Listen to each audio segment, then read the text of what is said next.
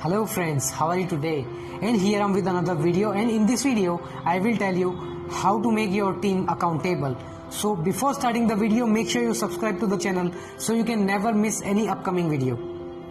So friends, in the businesses and big companies, leaders are facing problem that their team is not accountable. So the question is how to make your team accountable. So friends, here are the 5 points which I will share with you to make your team accountable. So the first point is be clear. Be clear about your goals, because if you are clear, you can make them understand what you want them to do. Number 2, take follow-ups. If you give tasks to your team, regularly take follow-ups. Number 3, set timelines.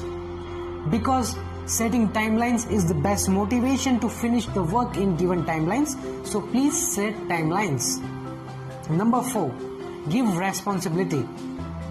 Give responsibility to your team to make them responsible for their work. And number 5 is recognition. Appreciate your team for their efforts and achieved results in given timelines. So friends, these are the 5 points. If you will implement, you will see that your team can be accountable for their work. So friends, at the end, if you like this video, please hit the like button, comment and share with your friends. Thank you so much. Have a great day. Bye-bye.